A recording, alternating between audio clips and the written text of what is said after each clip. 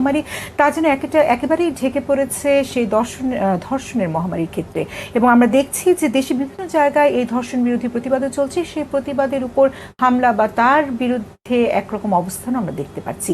সেখান থেকে এই প্রশ্ন যে ধর্ষণ কি আসলে সামাজিক অপরাধ, নাকি এর পেছনে রয়েছে রাজনৈতিক আশ্রয় প্রশ্রয়? এই আলোচনায় থাকবে আজকে একাত্তর সংযোগে, এবং আজ আমাদের অতিথি হিসেবে আছেন আনম ও এহসানুল হক মিলন, সাবেক ছাত্রনেতা এবং সাবেক শিক্ষামন্ত্রী, আন্তর্জাতিক বিষয়ক সম্পাদক, বিএনপি। আছেন সুভাষ সিংহ রায়, সাবেক ছাত্রনেতা এবং রাজনীতি বিশ্লেষক, এবং আছেন অধ্যাপক doctor Zia Rahman, criminology and criminal justice বিভাগ, ঢাকা বিশ্ববিদ্যালয়। সকলকে স্বাগত জানাচ্ছি একাত্তর সংযোগের আলোচনা। এবং দর্শক আপনারা আছেন, প্রশ্ন করতে পারবেন, মতামত জানাতে পারবেন সামাজিক যোগাযোগ মাধ্যমগুলোতে। আলোচনা শুরু করতে চাই সুভাষ সিংহ রায় আপনাকে দিয়ে, এবং যেমনটি শুরু করেছেন, ধর্ষণ অবশ্যই একটি ভয়ঙ্কর অপরাধ, এতে কোনো সন্দেহ নেই। এবং ধর্ষকদের অনেকের ক্ষেত্রে আমরা দেখতে পাচ্ছি সামাজিক ক্ষমতা অথবা রাজনৈতিক ক্ষমতার ব্যবহারের বিষয়টি আছে, অথবা কখনো কখনো আমরা দেখছি আশ্রয় প্রশ্রয়ের বিষয়টিও থেকে যাচ্ছে। আপনার বিশ্লেষণ কি বলে, এটি কি আসলে একটি সামাজিক অপরাধ? না, আপনি যে প্রসঙ্গটি উপস্থাপন করেছেন আপনাকে ধন্যবাদ জানাই।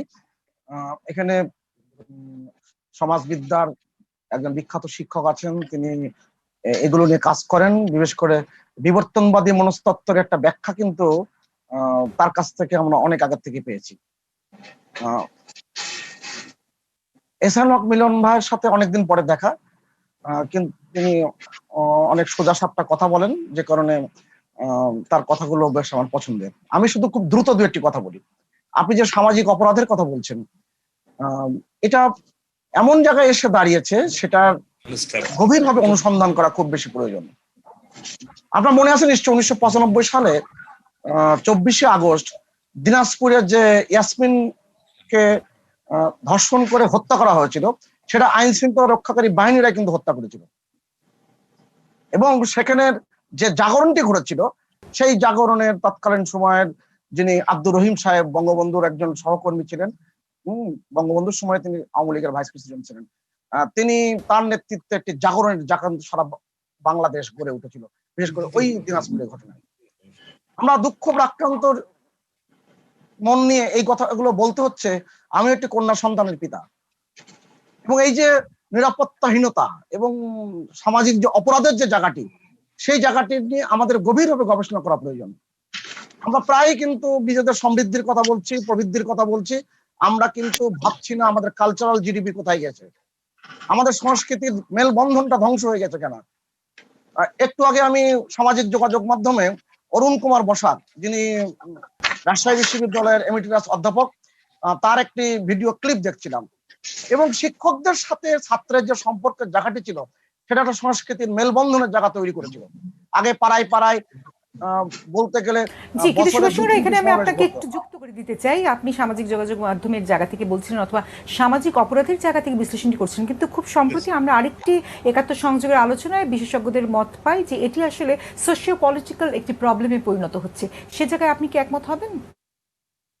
আমি এখানে একমত কিংবা দ্বিমত হওয়ার বিষয় না, বিষয়টি হচ্ছে যে সমস্ত আমরা ন্যায় বুদ্ধির অনুশাসনের কথা বলছি, আমি আবার বলছি ন্যায় বুদ্ধির অনুশাসনের কথা বলছি। আমরা আইন করেছি, আইন করে শাস্তি দিয়েছি 2000 সালে, আজকের এই প্রধানমন্ত্রী শেখ হাসিনার নেতৃত্বে সরকারের সময়। এবং নারী নির্যাতন, শিশু নির্যাতন আইন হয়েছিল 2003 সালে, আবার সংশোধিত হয়েছিল। আবার 11 গ ধারা নামে একটি ধারাও ওখানে সংযুক্ত ছিল, যেটা যারা আইন প্রণয়ন করেছিলেন তারা এটা দেখেছিলেন কিনা। এখানে মারাত্মক জখম এবং সামান্য জখমের একটা পার্থক্যের জায়গাটি তৈরি করা হয়েছে। মারাত্মক জখম হলে তার শাস্তি যাবজ্জীবন কিংবা অনধিক 12 বছর, এবং যদি অল্প আইনের প্রসঙ্গটি নিয়ে অবশ্যই সুভাষ সিংহ রায় আমি ফিরবো, এই আলোচনাটা একটু দীর্ঘ করতে চাই।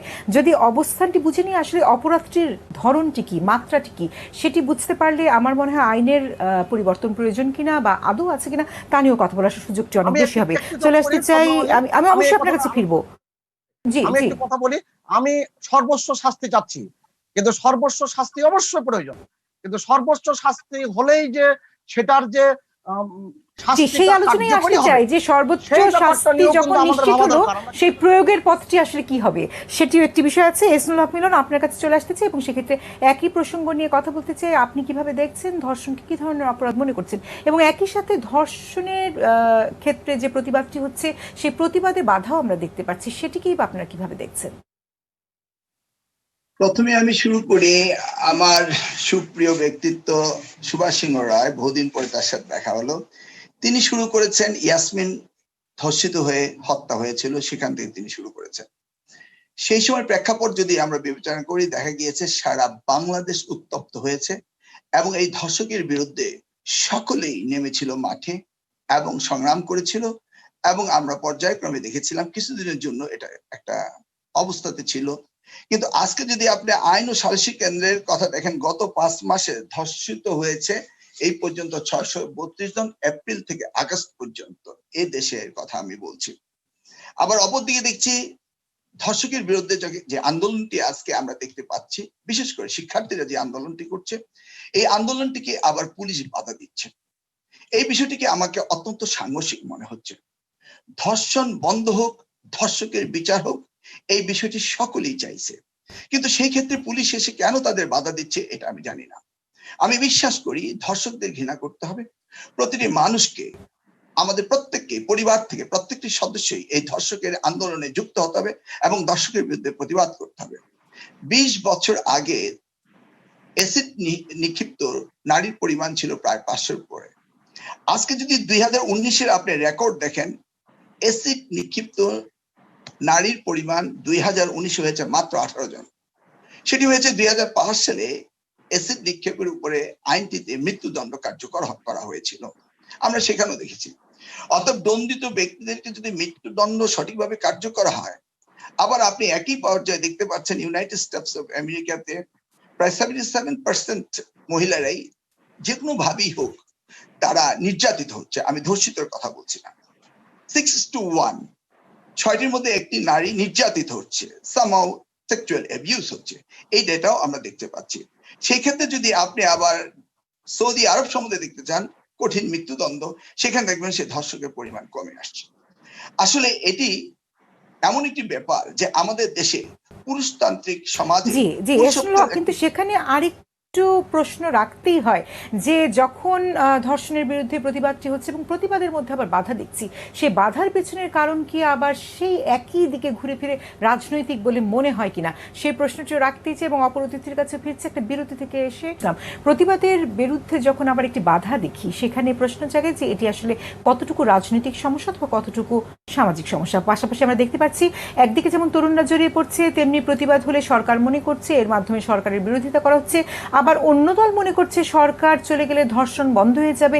তাহলে ধর্ষণের মতো অপরাধকে দেখার দৃষ্টিভঙ্গিটা আসলে কি বলে মনে হচ্ছে সমাজে? অসাধারণ প্রশ্ন। ডক্টর জিয়া, তুমি আবার একটু কাইন্ডলি রিপিট করলে আমি শুনতে পাইনি। জি ডক্টর জিয়া, যে প্রসঙ্গটি রাখছিলাম সেটি হচ্ছে গিয়ে যখন আমরা দেখছি যে প্রতিবাদের বিরুদ্ধে আবার বাধা আসছে, তখন প্রশ্ন যে আমাদের এই বাধাটি কেন আসছে, এর মধ্যে কোনো রাজনৈতিক সমস্যা থেকে যাচ্ছে কিনা। পাশাপাশি দেখছি যে বেশিরভাগ ক্ষেত্রেই তরুণেরা জড়িয়ে পড়ছে, প্রতিবাদ হলে সরকার মনে করছে যে এর মাধ্যমে সরকারের বিরোধিতা করা হচ্ছে। অন্যদিকে অপর যে দলগুলো আছে, রাজনৈতিক দল, তারা মনে করছেন যে সরকার চলে গেলেই ধর্ষণ কমে যাবে। যদি তাই হয়ে থাকে তাহলে ধর্ষণের মতো এই অপরাধকে আসলে কোন দৃষ্টিভঙ্গিতে দেখছে সমাজ?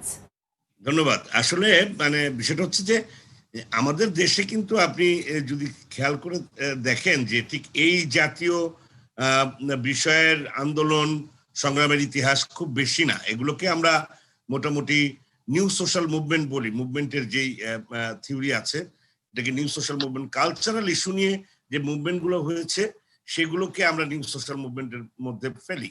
বাংলাদেশের অধিকাংশ মুভমেন্ট পলিটিক্যাল মুভমেন্ট এবং এই পলিটিক্যাল মুভমেন্টের ইতিহাস খুব দীর্ঘ। তো কাজেই এই যে এটা খুব ম্যাচিউর ফেজ না, সেই জন্য আপনি দেখবেন যে যে কোনো সোশ্যাল মুভমেন্ট নিয়েই কিন্তু এই সমস্যাগুলো তৈরি হয়। একদিকে যেমন খুবই দুঃখজনক, আপনি যখন আই হ্যাভ এ ড্রিম, সেই আমরা যে ব্ল্যাক সিভিল রাইটস মুভমেন্টের মধ্যে যে আমরা যে মুভমেন্ট হতে দেখেছি, কিংবা ইউনাইটেড স্টেটস 60s-এ 1960-এর দশকে অজস্র মুভমেন্ট, ওমেন্স লিবারেশন মুভমেন্ট, পরবর্তীতে এনভায়রনমেন্টাল মুভমেন্ট, এগুলো হয়েছে, রাস্তা কাঁপিয়ে ফেলেছে। কিন্তু সেখান থেকে কোনোদিন আমরা কিন্তু শুনিনি যে প্রধানমন্ত্রীর পদত্যাগ চাই, স্বরাষ্ট্রমন্ত্রীর পদত্যাগ চাই। সো আমাদের ওই মগজে পলিটিক্যাল মুভমেন্টের যে বিষয়টি সেটি আছে বলে আমরা তাৎক্ষণিকভাবে আমরা কিছু অগ্রপশ্চাৎ বিবেচনা না করি। এবং ইন্টারেস্টিং ব্যাপার এখানে দুজন রাজনীতিবিদ আছেন, তারা বলতে পারবেন যে এখানে বিশেষ করে যারা প্রোগ্রেসিভ রাজনীতি করেন তাদের কাছে এটা যেন আমার কাছে খুব প্যালাটেবল, খুব সুস্বাদু একটা বিষয় আমার কাছে মনে হয়, উইথ ডিউ রেসপেক্ট।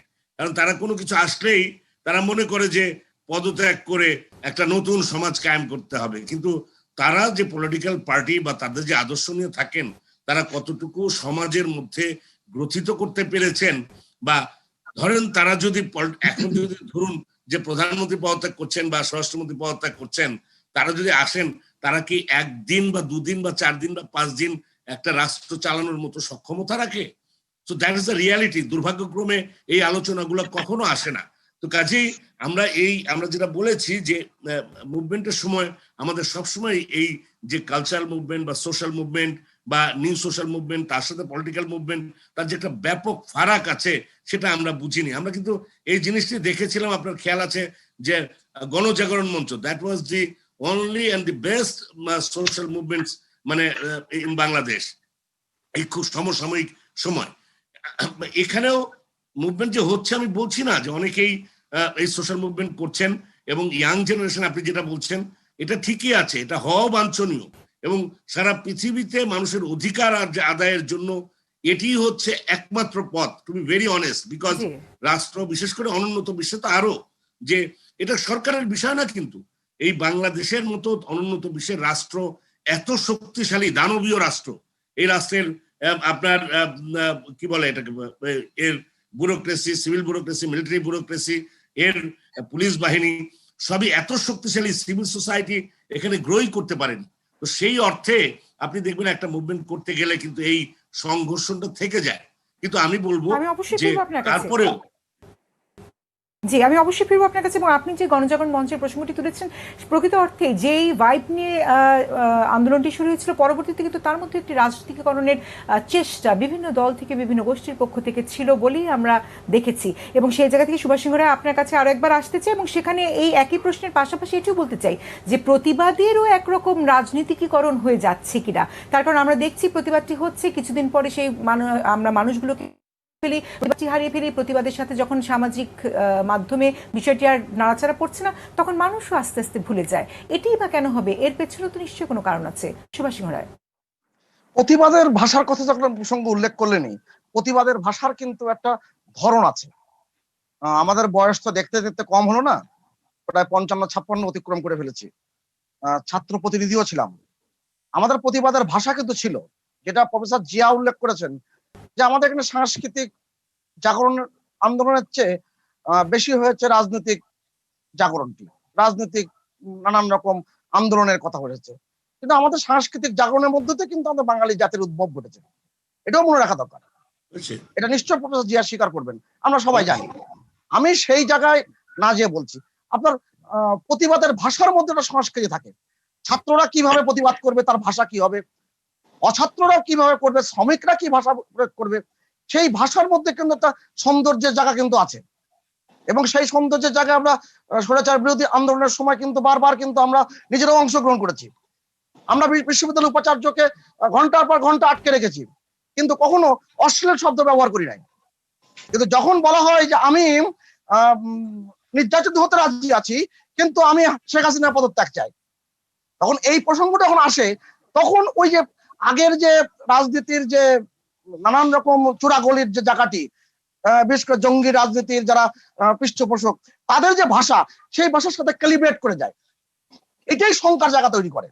যে কারণে এই সরকারের সময় যতগুলো ঘটনা ঘটেছে, প্রতিটি ঘটনা কিন্তু গ্রেপ্তার হয়েছে, সাথে সাথে কিন্তু সে ব্যাপারে কিন্তু পদক্ষেপ নেওয়া হয়েছে, এবং আইন প্রণয়নের ক্ষেত্রেও কিন্তু সংশোধন করার জন্য কিন্তু সরকার কিন্তু এগিয়ে গেছে। অর্থাৎ সেই জায়গাটা সরকারকে ধন্যবাদ দিতে হবে। সরকারের প্রান্তিক বিচ্যুতি আছে, সরকারের নানান রকম সমন্বয়ের অভাব রয়েছে, আপনি আলোচনা করতেই পারেন, কিন্তু আপনি যেই ভাষায় যখন কথা বলবেন, তখন তার যে প্রতিপক্ষ তৈরি হবে, সেই প্রতিপক্ষরাও কিন্তু কম শক্তিশালী না। তার মানে কি, আপনি কি সংঘর্ষকে আহ্বান করছেন? আপনি কি কোনো বিবাদ আহ্বান করছেন? আপনি কি সেই, আমি যেটা প্রথম শুরু করেছিলাম, বিবর্তনবাদী মনস্তত্ত্ব, সেই মনস্তত্ত্বের জায়গায় যখন আমি যাবই, তখন ন্যায় বুদ্ধির অনুশাসন কিন্তু আমাকে এখানে কাজ করতেই হয়। আপনি ধর্ষণের অভিযুক্ত হয়ে ঠিক কি বেঠিক আদালত বিচার করবেন। আপনি একজন ছাত্র কিংবা সাবেক ছাত্র, আপনি ধর্ষণ মামলায় অভিযুক্ত হয়েছেন, অভিযুক্ত হওয়ার পরে আমি জানি না কোন বিবেচনায় তাকে মুচলেকা দিয়ে একজন ধর্ষণের এফআইআর ভুক্ত আসামি ছাড়া পেয়ে যায়, যদি আমি ঠিক বলে থাকি। আমি জানি না কোন বিবেচনায়, সরকার বুঝবে, সরকার সমস্যা বলবেন। আমি যে কথাটাই বলি, আমি সেই নৈতিক জায়গাটি রাখি কিনা, আমি নিজে এই অপরাধের সাথে অভিযোগ আসার পরে সেই অভিযোগ আমি সুরাহা না পর্যন্ত আমি এটার প্রতিবাদ, অন্য একটার প্রতিবাদ করতে পারি কিনা, এই বিষয়গুলো কিন্তু অনেক মনস্তত্ত্বে আঘাত আনবে।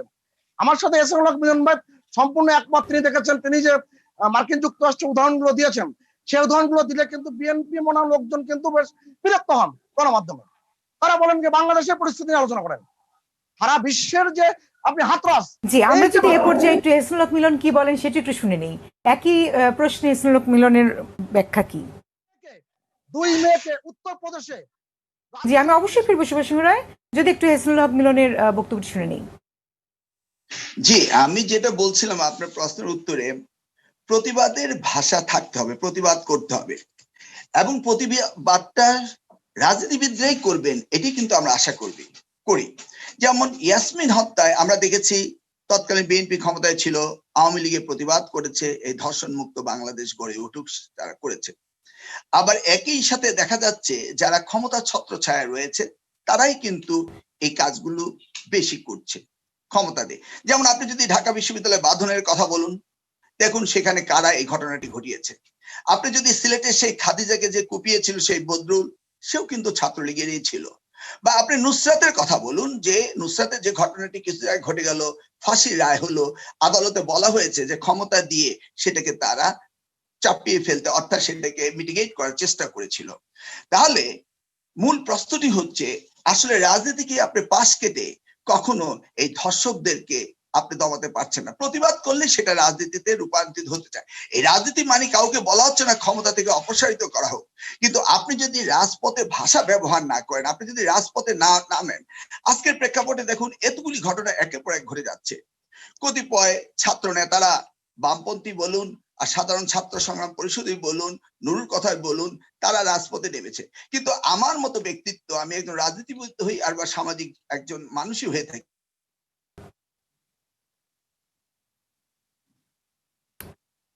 খুব সম্ভবত ওনার সংগীতটি বিচ্ছিন্ন হয়েছে। জি, ফিরটি খুব সম্ভবত আটকে গেছে। এই পর্যায়ে যদি আমি ডক্টর জিয়া আপনার কাছেই চলে আসি, নিশ্চয়ই আমি পেয়ে যাবো অপর থেকেও। ডক্টর জিয়া আপনার কাছে চলে আসতেছি, এবং যেই প্রসঙ্গে ছিলাম যে রাজনীতিকরণের জায়গা প্রতিবাদের ভাষায় সামাজিক আন্দোলনগুলো মুখ থুবড়ে পড়ার পেছনের তো একটি কারণ আছে, এবং সেই কারণটির দিকে যদি তাকাই, সেখানে রাজনীতিকেই ধর্ষণ করা হচ্ছে, এবং রাজনীতিকে ধর্ষণ করে তৈরি করা হচ্ছে রাজনীতি কিছু কিছু একেবারে কোট আনকোট কিছু রাজনৈতিক দল গোষ্ঠীর অন্ধচোরাগুলি। সেটি আমার সমাজ আসলে কতটুকু নিতে পারবে? প্রতিবাদের জায়গায় কেন রাজনীতিকরণ আসবে, সেই জায়গা থেকে আপনার কাছে একাডেমিক আলোচনা। মানে বিষয়টি হচ্ছে দুর্ভাগ্যক্রমে মূল জায়গায়, আমি যদি স্ট্রেট ফরওয়ার্ড আপনার প্রশ্নের উত্তর দেই, দুর্ভাগ্যক্রমে আমাদের এখানে পলিটিক্যাল ইনস্টিটিউশন, যেটা পলিটিক্যাল পার্টি বা পলিটিক্যাল কালচার, এগুলো ডেভেলপ করেনি। মানে এই মিলন ভাই একটু আগে বললেন, যেমন উনার কথার মধ্যে কিন্তু ছাত্রলীগ চলছিল। আবার সুভাষদা যখন কথা বলবেন, হয়তো বলবেন ছাত্রদল, কথার কথা হয়তো সুভাষদা বলেননি, কিন্তু এই যে কালচার একটা আছে, এই কালচার দিয়ে তো আপনি যে কোনো শুদ্ধ আন্দোলনকেও নষ্ট হয়ে যাবে, এটাই তো স্বাভাবিক। তার মানে আমি বলছি না শুধু যে বাংলাদেশ আওয়ামী লীগ এবং জাতীয়তাবাদী দল, এই দুই দলই করে।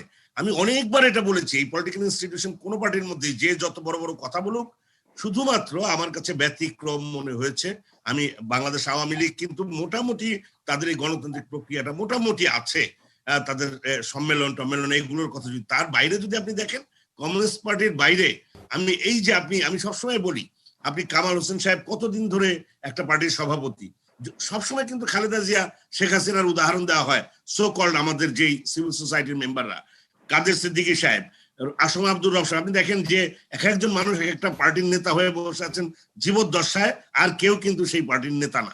সো এটা আমি একটা উদাহরণ দিলাম যে পলিটিক্যাল কালচার বা পলিটিক্যাল ইনস্টিটিউশনের সমস্যাটা কি। এবং প্রত্যেকটা জায়গায় আরো একটা যে সমস্যা, সেটি হচ্ছে পলিটিসাইজেশন, মানে হচ্ছে রাজনীতিকরণ। এই যে আমরা পেশাজীবী, আপনি বিশ্ববিদ্যালয়ের শিক্ষক, আমি বিশ্ববিদ্যালয়ের শিক্ষক, যারা আইনজীবী আছেন, দুর্ভাগ্যক্রমে এই পেশাজীবী সংগঠনগুলো কোনো না কোনো ভাবে রাজনীতিকরণ হয়ে গেছে। ফলে আপনার যে কোনো একটা ইস্যু আসলে পরেই সেই ইস্যুটা কোনো না কোনো ভাবে কেউ হয়তো তার দিক থেকে এজেন্ডা সেট করে, আর একজন ঠিক আর একজনের দিক থেকে এজেন্ডা সেট করে। আপনি যদি খেয়াল করে দেখেন এই মুভমেন্ট গুলো কিন্তু চমৎকার মুভমেন্ট হতে পারতো। একটা আমাদের ক্রমবর্ধমানশীল একটা দেশ, আমাদের ট্রানজিশনাল একটা ফেসের মধ্যে আমরা আছি, উন্নয়নের দিকে যাচ্ছি। এবং উইথ ডিউ রেসপেক্ট, আপনি যদি মানে যত সমালোচনা যে করুক, আপনি বর্তমান গভর্নমেন্ট বা মাননীয় প্রধানমন্ত্রীর সদিচ্ছাটা যদি দেখেন, তিনি এই যে গত রাজন, রাকিব, খাদিজা, নুসরাত, আপনি এই শাহেদ বলেন, এই জি কে শামীম বলেন, সম্রাট বলেন, এমনকি আমাদের এই যে করোনার সময় যে জনপ্রতিনিধি, এটা একটা মানে অনেকগুলো জনপ্রতিনিধিকে স্যাক করা হয়েছে। তার মানে এটা তিনি শুরু করছেন, এই শুরুটাকেই আমরা সাধুবাদ দিই। আমি মনে করি এটা আগে কিন্তু হয়নি, নিজের দলের লোকজন। ডক্টর জিয়া, এখানে অবশ্যই সাধুবাদ দেওয়ার বিষয়টি আছে, কিন্তু পাশাপাশি এটিরও একটি ছোট্ট করে মন্তব্য নিতে চাই। সেটা হচ্ছে কি, একদিকে যেমন আমরা দেখছি যে পলিটিক্যাল বিষয়গুলো থেকে যাচ্ছে, পলিটিসাইজেশনের বিষয়গুলো থেকে যাচ্ছে, অন্যদিকে একটি বিশেষ কারণে বা একটি বিশেষ ইস্যুতে যখন মূলধারার রাজনৈতিক দলগুলো এক প্ল্যাটফর্মে দাঁড়াতে পারে না, সেই সময় বিষাক্ত ব্যাঙের ছাতাগুলো গজায় এবং তারা কিন্তু আসলে ফায়দাটা লুটে নিয়ে যায়। মাঝখান থেকে যে আন্দোলনগুলো হওয়ার কথা ছিল, সামাজিক আন্দোলন, সেগুলোই মুখ থুবড়ে পড়ে। সেখানে কি বলার? আপনি বারবার বলছেন যে পলিটিক্যাল কালচারটি না হওয়ার কারণেই বিষয়গুলো হচ্ছে। ডক্টর জিয়া, আমি বলবো, আমি জিয়ার কাছ থেকে মন্তব্যটি নিতে চাই। ডক্টর জিয়ার ফিডো কি আটকে গেছে? আমি এটির উত্তরটি আমি এই কথাটাই বলতে চেয়েছিলাম যে আপনি যদি খেয়াল করে দেখেন, এই মগজে এই জিনিসটি রয়ে গেছে। আমাদের এখানে প্রোগ্রেসিভ লোকজনও আমি দেখেছি, ফেসবুক থেকে শুরু করে সমস্ত জায়গায়। মানে আমি এই কথাটা মানে প্রধানমন্ত্রীর উদাহরণ দিলাম এই কারণে যে you have to understand everything relatively. You have to understand the social structure of Bangladesh. বাংলাদেশের সামাজিক কাঠামোর মধ্যে কি ট্রেডিশনাল এলিমেন্ট আছে, আমাদের কিনশিপ, জ্ঞাতি সম্পর্কের ব্যবহার, আমার এলাকার একজন মানুষ হলে তাকে আমাকে মানে বেপথে তাকে সুযোগ দিতে হয়। This are the realities. সেই রিয়ালিটিস এর মধ্যে কিন্তু মাননীয় প্রধানমন্ত্রী চেষ্টা করছেন এবং একটা জায়গায় উত্তরণ ঘটানোর চেষ্টা করছেন। সেই জায়গায় আপনি যদি সেই স্কোপটা না দেন, আপনি যদি এখন সেই পুরনো জিনিস চর্বিত চর্বণের মধ্যে নেন, কথায় কথায় আপনি যদি পদত্যাগ চান, মূল জায়গার থেকে আপনি সরে যাবেন। বরং আমি মনে করি যে এটাকে যদি অনেক ধন্যবাদ ডক্টর জিয়া। এই আলোচনাটি আসলে মূলত আমরা করতে চাইছিলাম যে আমাদেরকে তো আসলে ফোকাসটা ঠিক রাখতে হবে। যা খুশি তাই করে গেলে তো আসলে আমাদের ফোকাস থেকে আমরা বিচ্যুত হব এবং ওই যেটি বলছিলাম যে বিষাক্ত ব্যাঙের ছাতা গজে উঠবে। ডক্টর জিয়া, আপনাকে অনেক ধন্যবাদ আমার সাথে যুক্ত থেকে একাডেমিক ডিসকাশনে কে সমৃদ্ধ করার জন্য। নতুন ইস্যু বলতে এই ইস্যুটি আরেকটু যে ক্রমবর্ধমান উন্নতি হয়েছে এবং আমরা দেখছি যে সর্বোচ্চ সাজা মৃত্যুদণ্ডের দিকে বাংলাদেশের সরকার চিন্তা করছে, তারা এগিয়ে যাচ্ছেন, সেই আলোচনায় ফিরতে চাই বিরতি থেকে ফিরে এসে।